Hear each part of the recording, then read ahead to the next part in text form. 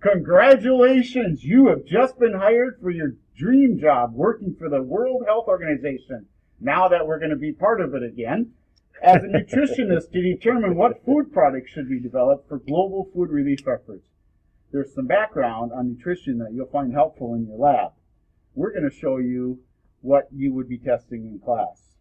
You're going to make, in a lab notebook, 10 columns, 10 rows, 10 rows, and as many columns as you need.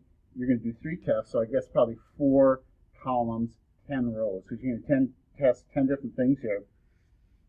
And the first test that we're going to do is to test for sugars.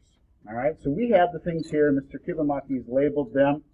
I'll read off what they are, but we're going to test with something that is known to test for sugars, and that's Benedict's solution. And Benedict's, when heated, will turn from a nice pretty blue color to an orange color.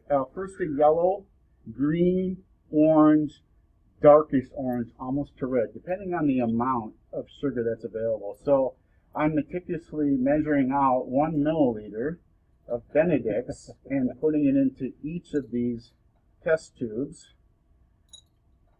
When you have as much experience as we do, you can easily measure 1 milliliter quickly. And that one seemed a little scant. It was. Yeah. I could just tell. You got like 40, you got 0.4 of a milliliter in that one, maybe. All right, so now, important thing is to mix, mix, mix. And put that in the hot water bath. And we'll give it a minute or two, and we'll come back. And we'll show you the results of these. We'll tell you the names of them. Why don't you read off the names, Mr. Kiv, of what we were testing here so they can write those down in their notebook. We have got wheat, soy, nuts. Yes, nuts. If you want to be specific, it's almond. We've got corn. We have a mystery. Mixture. Yes, a mystery item. We have couscous and rice. Couscous. And then we have 3, and those will be the first 3 I show you. We have 3, what do we want to call those? Standards. Standards. One is just plain glucose. It's a double sugar dextrose, and that will show us a positive test for sugar. One is starch, which will, cornstarch, which will show us the positive test for a starch, which is many sugars put together, just a more compound carbohydrate or complex carbohydrate. And then we have a third test, and that's burets, and that will be for proteins, and that's gelatin that we're using. So, I think we'll pause for a minute here. Okay, so our sugar, our reference material for Benedict's, this is the color we would see if there's lots of simple sugars, and that's an orange. It went from the light blue to a dark orange. The rest of these, there's probably just small amounts of sugar in some of these. When you start to see, well, not the ones that are blue so much, but the ones that are starting to change to a little bit of a greenish blue. Definitely here we see in the unknown that there's a small amount of sugar. In the couscous, it's starting to go from blue to a green. It's kind of like a sliding scale. That would tell us that there's some sugar, not a lot. And then in our wheat, it looks like there's a little bit too, with some sugars that are part of the digest there. Even the nut maybe, tiny bit. There's a story behind that too. And the most blue here, though, that had nothing was corn and the rice. And then here is our corn starch, which is the same blue that we had before.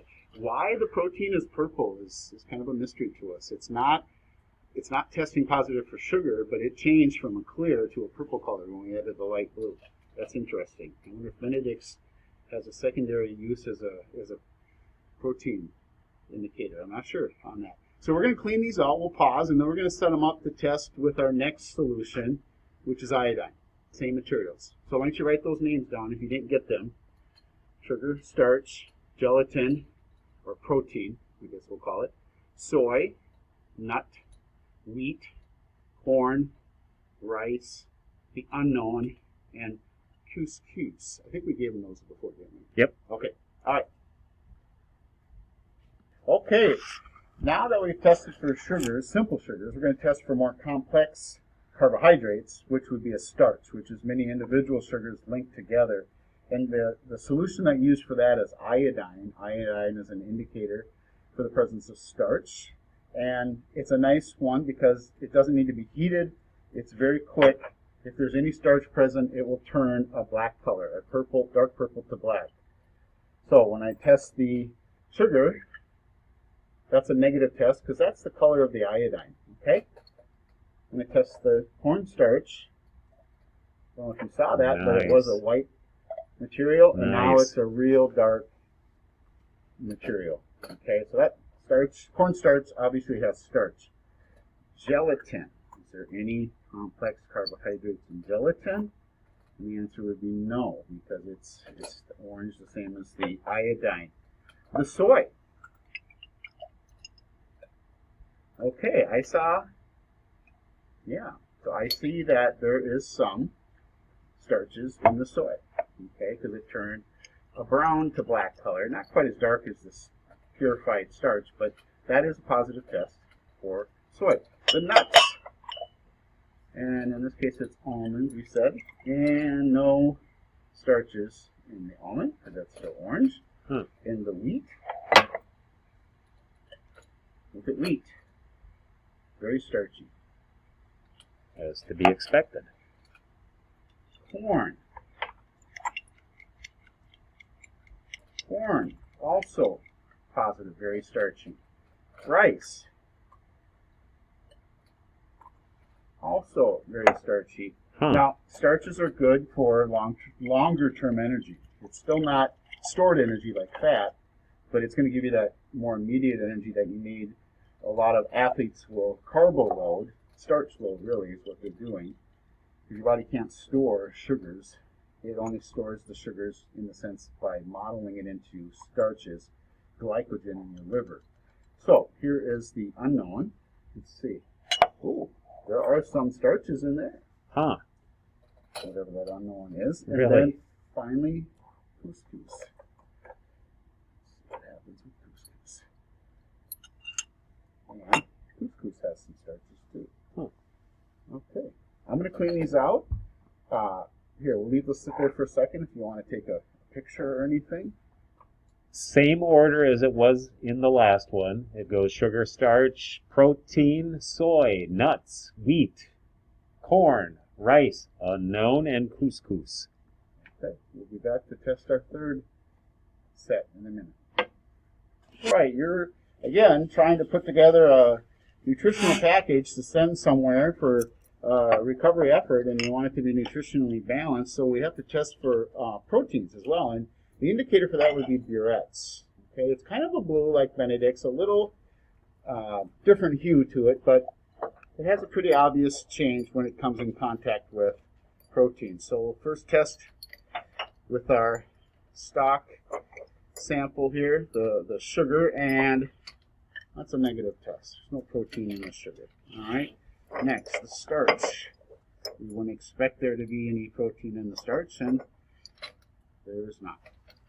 Third one, gelatin. Now, this is protein-based material, so we would expect this to have a color change, and it looks like it's going to take a little more than initially thought. But that's pretty good. Yeah, so there we go from a light blue to a, and if I agitate this for a period of time, it will become purple.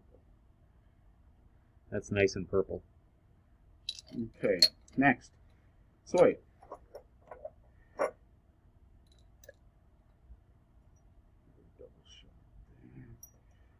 That's purplish. Yeah, soy has some protein. Okay. The nuts. And the nuts, we're not sure on this now because, but yeah, it is turning some purple in there. We tried to grind it up as best as we could, but it's not nearly as liquefied as some of the other things. You can see chunks of it there, but it is purple. Some has been liberated. The wheat.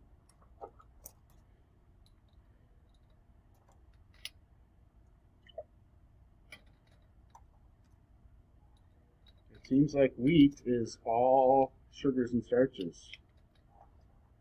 That's pretty close to the same color as the Durettes. Corn. Just giving it a little extra to make sure. Okay, nothing in corn. Our rice. Looking for some protein in rice. Doesn't look like we're getting. Maybe there's a little bit of a darkness, but not to the purple extent of these three. Our unknown.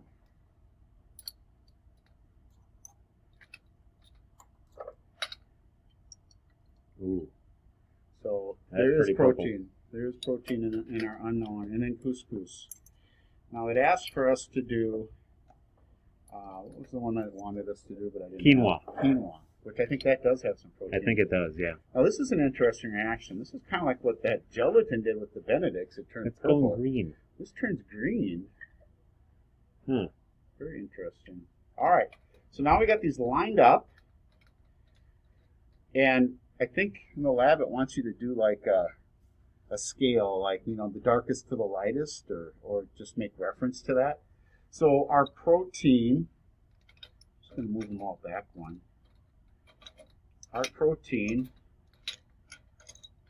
is the most obviously dark, the protein. Then between the nut and the soy, what do you think? Or unknown? I think the unknown might be the darkest. The next darkest. And then I'm almost thinking, yep, Like that. yeah, Okay. And then it's kind of just, those three are about the same. You know, there might be a little bit of purple. What is that one right there? this one is wheat. And That might have just a slight bit of just purple. a small amount of protein. in And here. it actually should, because isn't gluten a protein? I think so, yeah. So there we have our kind of in our order here, the gelatin, which is like what's in Jello, okay?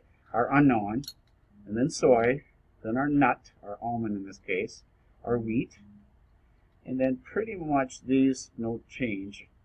Straight up sugar, corn, starch, rice, and we're not sure on the couscous. We put it on the end, but maybe you want to do a little Google search on that. Okay, your task is to make up a mixture of the food stuff. Think about the nature of the food, processing wise, and the heaviness of it, and other things that could comes to mind for you in terms of processing, maybe cost too. What would make the most cost-effective, nutritionally balanced material that you could send to help alleviate in a case of a famine or something like that? I think I'm going to tell you that you should not use the unknown. I'm going to reveal the unknown. This is a protein powder. This is a mix, and so it has a mixture of sugars, proteins, good sugars, proteins, and even a little bit of lipids that my athlete in my house uses every day with her oatmeal. So we'll not include that. So make your WHO approved food relief package out of those. Does that sound like everything we need, Mr. Kiv? I believe so. Okay.